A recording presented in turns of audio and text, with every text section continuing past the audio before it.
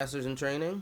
We're back with another battle from the PAX Pokemon League versus Hans, or as he was playing, Alder, the champion of Unova, or Shizu, however you want to say it. But his team consists of Conkeldurr, Volcarona, Reluniclus, Crocodile, Buffalon, and Druggadon. So, when I'm preparing against this team, I'm like, alright, I've played against him before, so I know he likes to use Scarfed Crocodile, so I'm expecting that.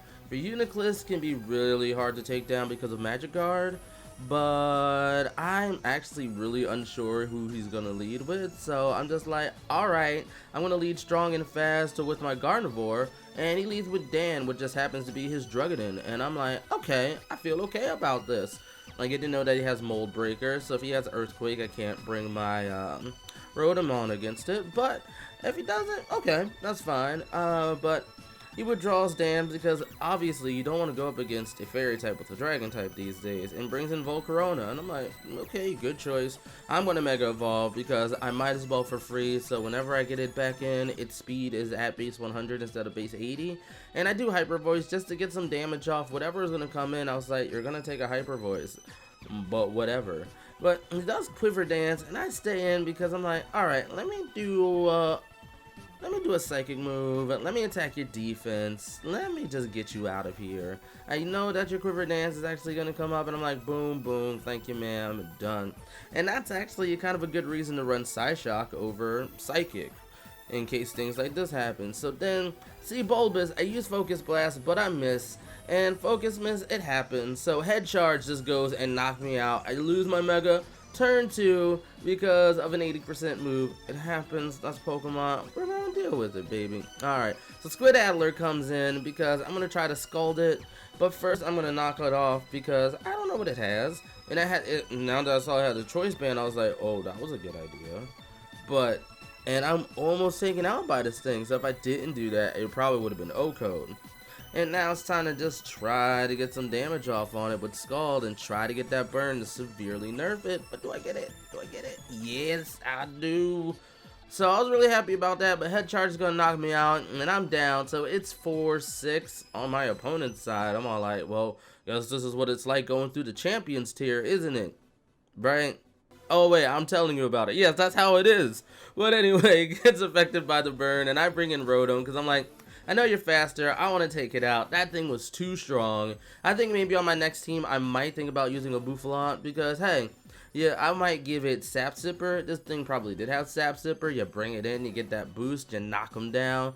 So then Druggadon comes back in, Mold breaks, and I'm like, okay, yeah, but let me Will-O-Wisp you because I don't like how strong you are.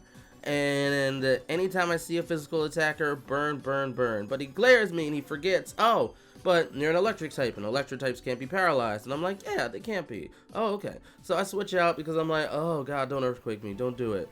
But expecting the Earthquake and being a natural flying type, boom, get to lower your attack some more. So I'm just nerfing you. I'm just like, nope.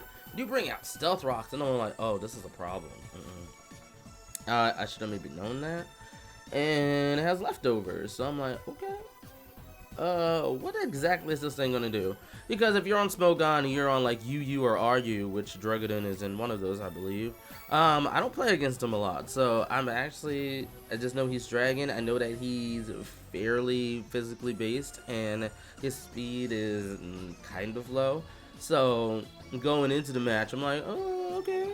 So he glares me, which I should have expected, but there's like shoveling back in with Rotom would prolong the match so much, and I felt like, yeah, just take the paralysis. You know he's gonna go first and stuff like that. So just switch out to your Caesar, take whatever dragon move you're gonna do, and to my surprise, it's Dragon Tail. But I guess given its speed, I shouldn't have been too surprised, and it sent out Stealth Rock. So then, but I get the double Intimidate now, so he's really not doing anything when it comes to just, you know, how powerful he is. And that Dragon Tail has to go last, so I feel pretty confident that even though I'm paralyzed, I can go first just as long as I don't get full paralyzed.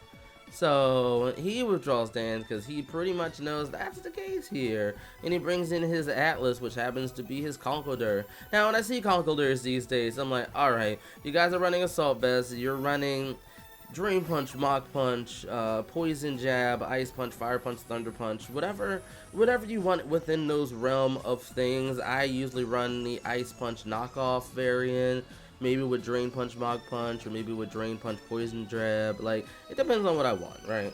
But I see the Drain Punch, and I'm bringing my Rotom because, well, he's the tankiest Pokemon that I really have on this team that I think can take something and hopefully wouldn't get hit by a Ice Punch. But again, he might have flubbed up on the paralysis, but he knows that if I'm going to bring it in for an Ice Punch, so why think 1-to-1, you know? Do Drain Punch, get some life back, be good. I do the Overheat to see what it can do. It does Drain Punch one more time. I know not to burn it because I don't run into a lot of Iron Fist Conkeldurs. It's always Guts Conkeldurr. Now, if I had, Gardevoir, I could come in and be like, Trace and see what you have, but, lost to turn 2. So, you gotta make those assumptions.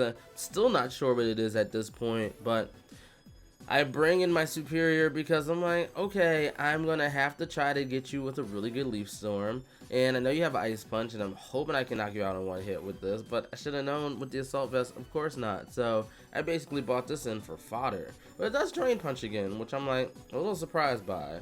But I guess maybe because it just needed to get some life back instead of doing the Ice Punch, and then it would have gotten taken out the next turn. And it has Mach Punch, so even though I'm a speedy Pokemon, that priority is everything. So that was actually really well played on his part. Doing Drain Punch to get some life back, and then Mach Punch, the 1-2 punch, was way better than doing an Ice Punch, which would have probably OHKO'd me, but not have put him in a better position. So really smart.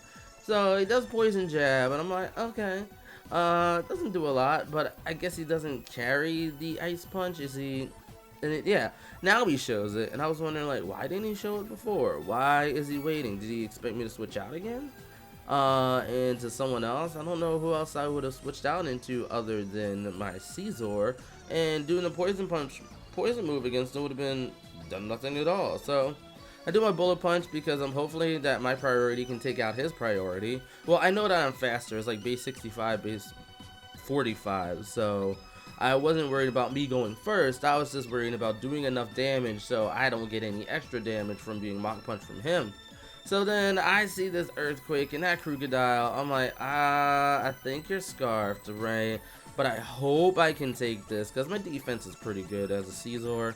And that way I can use the U-turn to just bounce back in and say, hey, let's do this. So I do Knockout to try to take this thing out and take out whatever it has. And it just Calm Minds in my face. And I'm like, okay, it's not going to mean much since, again, Reuniclus is another slower Pokemon. And even though I'm slow relative to some of the other slower Pokemon, I'm still fast enough to be able to do some damage. Now, I did Pursuit thinking he would switch out, thinking I would be doing U-turn, but I guess I was overthinking that a little bit.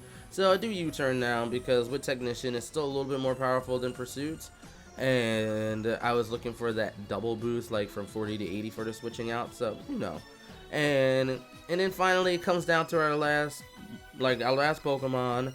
I basically say, hey, Bullet Punch. If Bullet Punch can't take him out, then it's GG him. So it can't. He does Fire Punch, which I'm like, hey, I didn't know it could carry that, but almost any move was going to take me out at that point. So, hey, that is the match. It was a great match against Alder. I ended up rematching him later and with a friend and getting his badge. Hopefully I can bring that battle to you soon. Next Sunday, you know what? I'm still actually choosing my battle, but I believe it's going to be against another passerby, not a passerby battle within the game, but a passerby at the convention itself that was also playing against the PAX Pokemon League. And we had a really awesome match. It was really Yomi. It was really silly. Like, some of the moves I was doing was silly just because I knew that he thought I was going to do a certain thing against him. So that's going to be really fun to watch. Lots of things to learn. Other than that, check out the last video. Come back for some more every Sunday and sometimes Saturday. So I will catch y'all later. Peace.